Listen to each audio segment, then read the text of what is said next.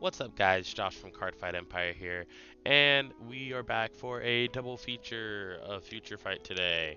Because we're speeding up to get these decks knocked out, so we can get on to some fun BT10 stuff. So today we are, as well as just doing the Battle Sisters that I did today, we are also going to do the Dimension Police deck, aka Broken Dot deck. Now, a few disclaimers about, I guess, this deck and this future fight that I'm about to do. I wanted to limit myself because I feel like, first of all, I feel like we already know that this deck's very, very strong. It's kind of broken with the new starter and Laurel combined, so I just went for it as if someone's just building like a pure Dimension Robo deck, and like, so I put no Laurels in there, like 0. So literally, yeah.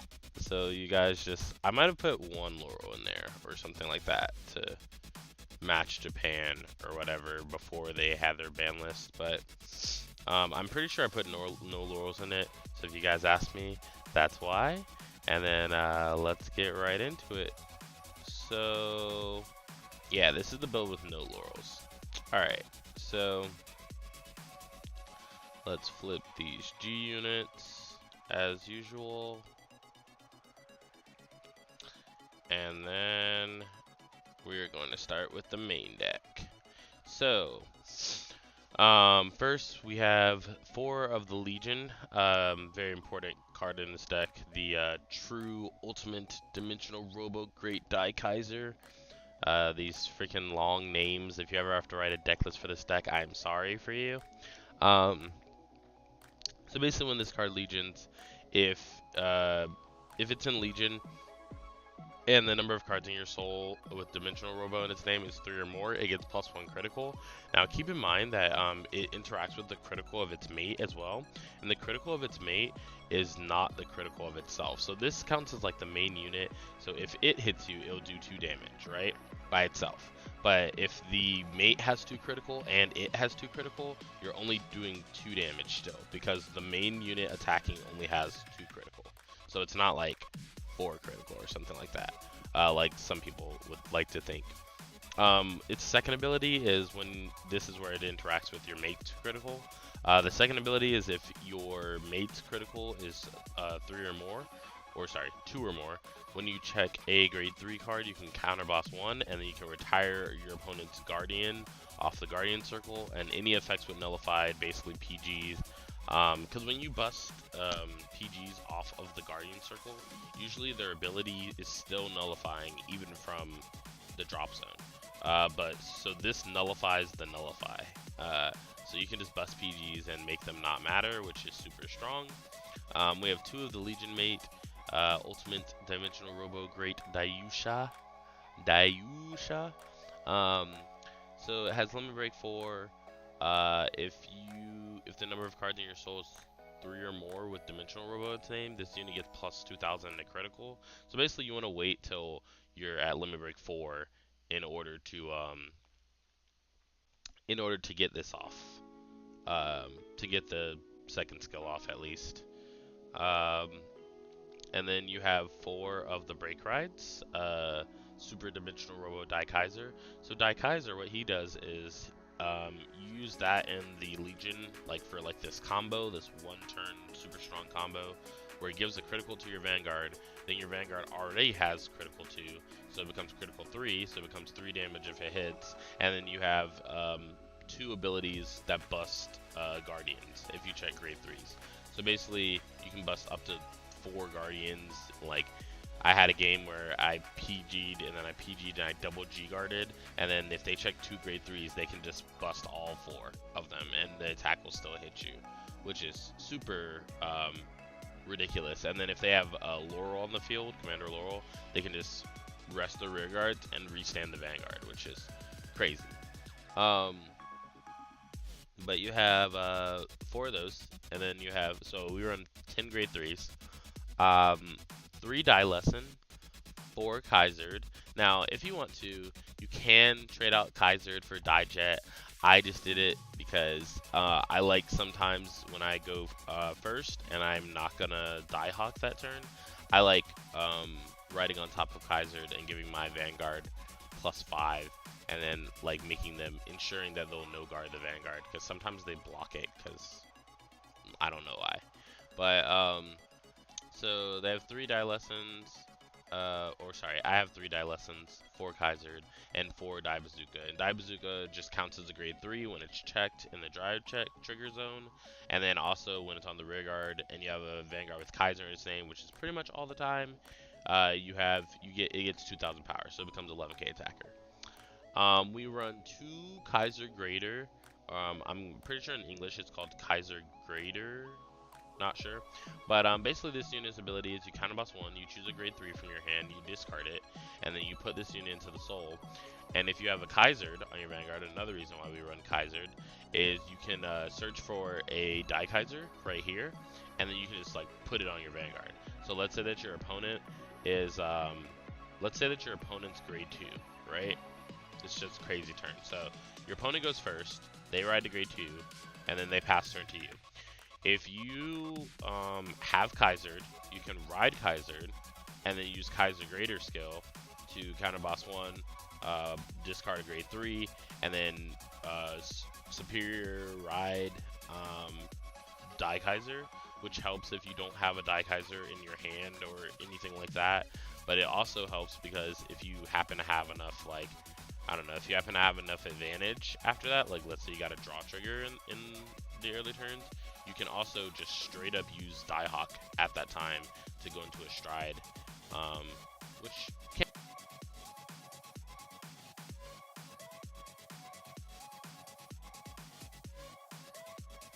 Yeah, of course, since we don't run Laurel in this deck, it probably can be very different. So you probably wouldn't do both at the same time. But it does help you to get to die Kaiser, because that is your guaranteed what you want to ride first at like all times of the game. So moving on to the next one, we have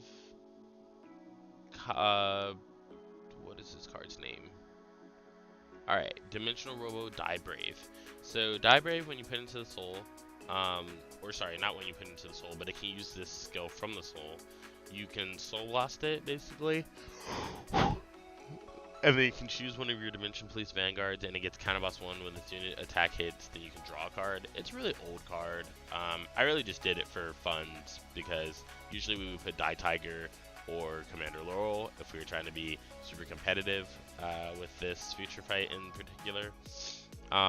But we just did it for fun. It's an old card. I wish that you can Soul Blast it, and it just gives an on-hit draw card ability to your Vanguard without you having a counterboss one. That would be really cool. But we ran 4 of those just for fun, basically. We ran 4 of the Dimension Robo PG and 2 Grand Robes, the Stride Fighters. So we have a lot of grade 3s in this deck, but we can run, running 2 Stride Fighters in this deck is equivalent to running 4 grade 3s and 4 Stride Fighters in other decks. So it works out well. So you have Dimensional Robo Diehawk, basically the new starter that puts this deck back on the map. It's when you put 4 of your rear guards with Dimensional Robo in its name into your soul. If you have a grade 3 Vanguard with Dimensional Robo in its name, then you can choose one face down card with D-Robo in its name, like a face down stride, and then you can stride it. So basically it allows you to stride when your opponent's on grade 0, grade 1, grade 2. If you stride on your opponent while they're grade 0, they really just lost. Or grade 1, probably they really just lost. But yeah, that's that. It gets you super ahead, and it makes sure that you always stride first. Like, you are always the first one to reach GB2, basically, when you have this starter out. So you have 4 die battle, 4 die wolf, so basically 8 dimensional robo crits. Then you have die crane, the dimensional robo draw trigger, and then go rescue, which is the dimensional robo heal trigger. So moving on to the G zone, we have 4 dimensional robo commander admiral final die max. Ooh, that's a mouthful. So For Dimax's skill, you choose a Dimax in your G zone and you flip it face up. This is an activation skill, meaning that it's used in your main phase before attacking. So you choose a final Dimax and you flip it face up, and then if you have a heart with Dimensional Robo in its name, until the end of turn, this unit gets plus 10,000 power. So it's already 36, no matter what, when you use this skill. Then if the face-up number of cards in your G-Zone is 2 or more, meaning that if you strode before this at least once, then it gets 1 critical, plus 1 critical, so it'll do 2 damage. And then if really what you want to use this for is after you have 3 units face up in your G zone, because when you basically can like G guard and use Die Earth once because Die Earth flips itself, and so you can if the number of face-up cards in your G-Zone is 4 or more, at the end, or sorry, all the units in your front row with Dimensional Robo in its name get plus 5,000 a critical, meaning that it stacks with the skill from before. So actually, Dimax in the middle column will be 41 with 3 crit, so 3 damage, and then your rear guards will be whatever they are, plus 5,000 plus a critical. So your rear guards will have 2 crits, your Vanguard will have 3 crits. So it's very strong for pushing your opponent to game, because so many crits. And then you also have, I ran Galactic Commander, Commander Laurel D. I don't think there's actually a way to use them in this deck. I just put them in there to like fill space. You could really put 2 more Leons, but I just put 2 Commander Laurels because I never made it that far to go into either of them twice. So or this at all. So I just put in there to be cool. But then we have 5. Or sorry, not 5. That's cheating. We have 4 Die Earth. So Die Earth, counterboss 2. It's like your first dry target usually for all the time. So you counterboss 2 and you flip a Die Earth, and then when you do so, you can choose a grade 2 and a grade 3 from your deck with Dimensional Robo in its name, and call them to rear guard circle. And then if the number of face-up cards in your G-Zone with D-Robo in its name is 2 or more, this unit gets plus 1 critical. You never go into Die Earth twice really, so the second skill is kind of irrelevant. And there's no G Guardian with D-Robo in its name, and that would be broken. But there's no G Guardian with that in its name, so there's no way to ensure that either. So, you know. Then we have 2 X Caribou and 2 Enigman Patriot. So X Caribou is when it's placed on the Guardian Circle. If your opponent's attacking you with 30,000 or greater, it gets plus 10,000 shield, so it's automatically at 36. And then you can discard a card from your hand and choose one of your Vanguards, and it gives plus 4,000 for the rest of the turn. Now this is very useful when you're being hit by like a little small pesty attacks, like, I don't know, Mellum.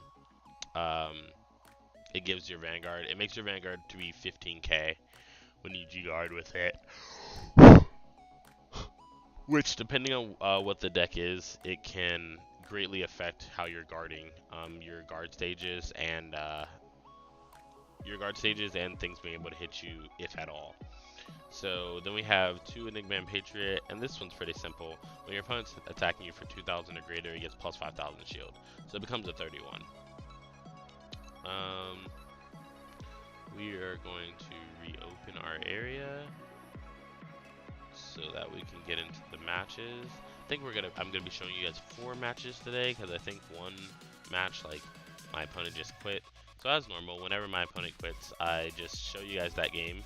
But I also will show you guys the game that wasn't completed all the way, so you just see like what they quit from or whatever. So I end up putting back 4. I draw a decent hand. I really don't want to ride PG, but it's not a big deal. Like, sometimes that just happens. So I draw into Die Brave, and I'm able to ride it, which is cool, because I wouldn't Die Brave in the Soul anyways, in case I'm going to use its skill. So I'm playing Kagura, or I'm playing against Kagura. Then I ride Kaisered, and I attack with my Rigor Die Lesson. He takes it, and he's running Bellicose City Dragon and Gojo, which is really weird. This is like a old build of Kagura, kind of, which is strange. But he used Gojo skill, and then he attacked me for 9. I guarded with a draw trigger, and then he checks the X. I ride into Die Kaiser, and then I play another Die Lesson, and I play the draw trigger just so I can use Die Hawk and Stride. So I stride into Die Earth, and I use Die Earth skill to call a grade 2 and a grade 3. So I call a Die Lesson, and Kaiser, because I want the other grade 3s in my deck. So I attack him for 13. He guards, then I attack him with Vanguard. He doesn't guard. I get 1 crit. And then I get a heal as well, so I do heal. And then he's at 5 damage now. So you can already see why this deck's super strong. Like, had I had Laurel in my hand there, I could have just played Laurel in another rear guard, and he just wouldn't, or he would have PG'd it, probably, for sure. But, like, had he not had it, then it would just been super strong. But he does a Mahmoud, and I think he was supposed to retire a rear guard, but I think we both forgot, or that he didn't say anything about it. So I forgot what it did, because I haven't seen that strat in a long time. I just know that it, like, unflips, basically, when it hits for every face-up copy of him on the field. So I stride here, and I just go into Kaiser Leon. So I counterboss 1 to activate him, and then I play a booster for my Vanguard to make it harder to block. Die Lesson goes up to 17k because of its own skill, so I attack with 17. And then I attack for 33. He perfect guards, and then if I check a grade 3, I can bust his PG, basically. I let him know, he agrees. So I asked him if that's all he's guarding with. And then he reiterates that he's just PGing. So I check 1, grade 3, bust it. Check 2, draw trigger, and then add it to regard, and then he checks a draw trigger, so it's GG there. So that game was, you know, pretty easy. You can already see the strength of this deck. Going into game number 2, we were playing against Spike Brothers, which is, I don't know what to say about Spike Brothers. Like, I really, really hate that clan. Not like playing against it or anything. I just hate how it works. Like, it really irritates me. But because I don't like losing cards. And people ask me this all the time. But he decides to not ride because he doesn't have a grade 1. And then he's G-assisting now? Yeah. So he starts to G-assist. So at this point, I'm like, and then he doesn't hit it. So at this point, I'm already like, you lost, because I'm going to die hawk you as soon as I get to grade 3, which is crazy. But he attacks me for 5. I know guard, he doesn't get it. I ride a 2, play a 2, then play a 2. And I attack him for 9. He gets a trigger. Thank goodness for him. Then he no guards or no blocks my, no passes my Vanguard attack and my rear guard attack. Then he G-assists again. And then he gets the grade 1 this time. So he shuffles and then gets rid of 2 cards and 2 G units. And then he attacks 12. I no guard. I was hoping that I got a crit so that it could justify my Die Hawk turn better, but I was still fine just striding because I do want to get this advantage over on him while he's on grade 1. So I attacked him with 26, he PGs. I check 2 3s and a draw trigger, and I draw, which is cool with me. He attacks and he gets a critical, so good thing I know past it. And then I'm just going to play that to my rear guard and attack him for 11, gaining even further advantage. He no passes it, or sorry, 2 passes it. So I check 1, and I'm forced to soul charge because of Kaiser's skill. And I believe the unit that I soul charged was, okay, the unit that I soul charged was a grade 3, so it wasn't a trigger. So he does his, what I call his final stride turn or whatnot. So I was telling him, yeah, that this card becomes 11 even on my opponent's turn. So he attacks me for 31, and then he uses the skill to call it out. And then at this point, I see that he has 2 more attacks after his Vanguard attack, and that I have 2 heal triggers.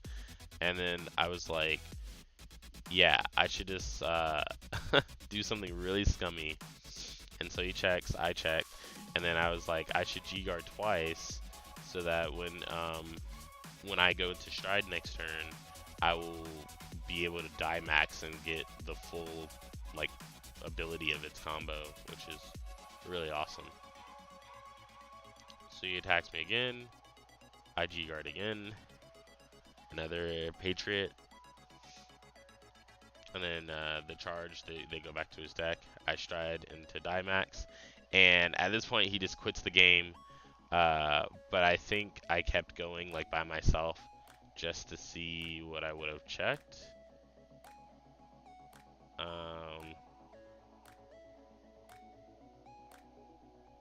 Maybe I didn't keep going. Yeah, because as soon as I went into die max, he just quit. Like, he was done. I mean, obviously he only has 2 grade 3s in his hand and a PG.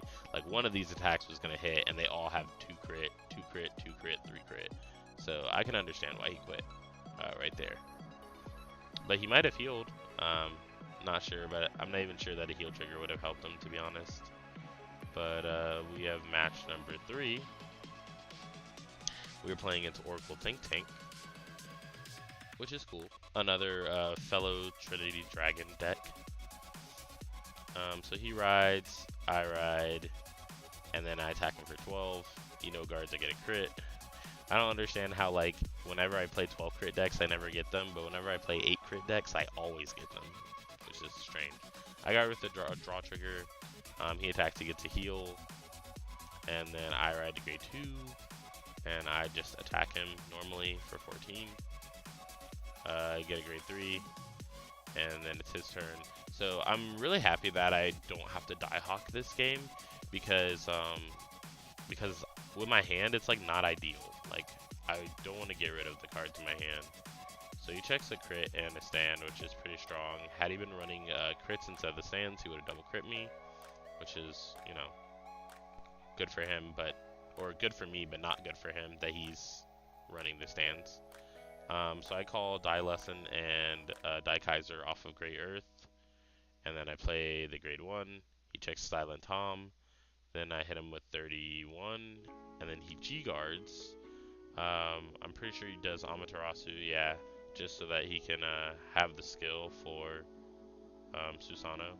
And then he does 46, so it's 3 to pass. I check a crit, I put it all on rear guard, and then I attack him for 23 with 2 crit, and he G guards again.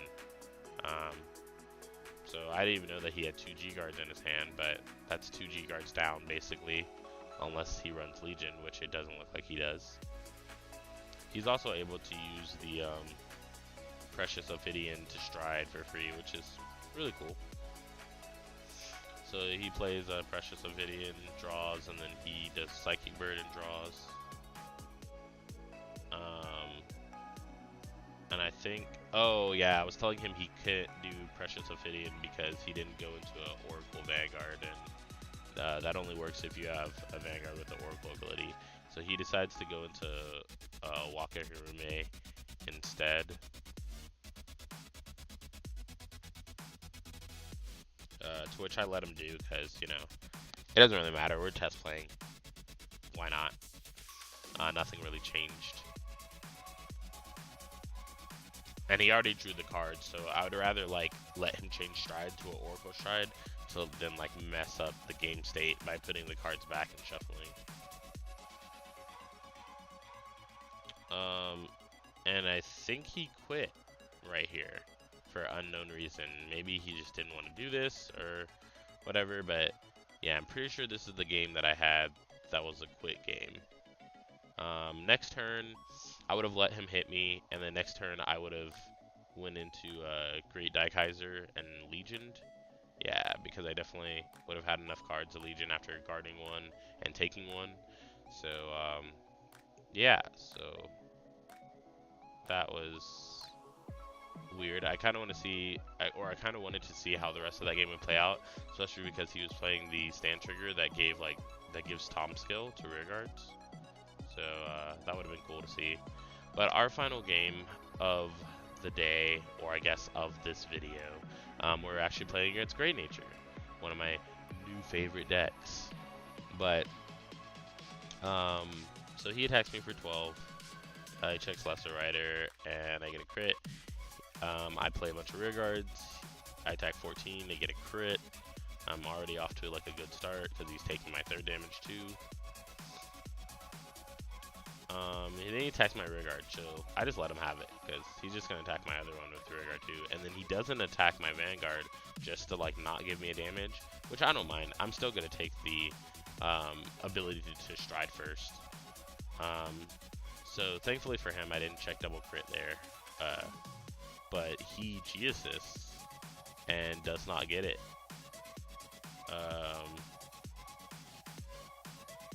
And then he says you win due to only luck, and then he quits on me. So I guess technically I would have won that one. So we had 2 quit games, which means that there has to be at least one more. Let us see if we have a Dimensional Robo Game 5 here. And we do. Alright, so this time we're playing against Neo Nectar, one of my other favorite clans, but he's running like a crit build. I don't know what's up with people on Area, but they're always running like really old builds of things, which, you know, I don't mind. Some of them are still as powerful as they were. Maybe not this one in particular, but yeah. So I ride, he rides, he attacks me. I ride a grade 2, play a grade 2, hit him for the 9k, then I hit him for the 14, which he no guards. So we're both off to a good start. He attacks my rear guard, which like everyone does nowadays, like it seems. So I still wanted to take the ability to die hawk whenever I can, because also I want to have those cards in the soul and stuff. So, and I also always want to be at GB2 first, because the GB2 strides are really where it's at in deep please. So he rides and cannot stride, so I no guard, I take 1 damage, and then I stride next turn into I think Daikaiser Leon. Yeah, so I activate the skill, and then I just attack him. He no guards, I check a crit, and die lesson, which will be useful for the next turn. He heals, which I was kind of sad about, but he deserves it because he couldn't stride for the first turn. So he re-rides to Asha and then strides, and then he attacks me for 16. I guard with the 10. Attacks me for 14. I guard with the 5, and then I no guard its Vanguard. So he does check 1, stride fighter, check 2, crit. Crit all effects of Vanguard, and then I take his 2 damage. Then I stride again, this time into die max. I just play 2 rear guards just because like I want them to gain die max skill. So die max gets plus 10k in a crit, and then all of them get 5k in a crit. So I attack him for 12, then I attack him for 41, 2 crit, or sorry, 3 crit, and he G guards into Verna, and then I had to explain to him here that Verna counts every other, so that's actually just 1 to pass because it's 41 to 41, or sorry, that's not even 1 to pass because it's 41 to 41. So I was trying to say with Verna that when you select a rear guard, it counts all the other copies of that card on the field. So even if he selects Ozu, it's still +5, and if he selects Kana, it's +5. So yeah, so his it was 31, and then he threw down 10k for 41. So I was explaining to him this, and then he throws down another 10k for a 2 to pass.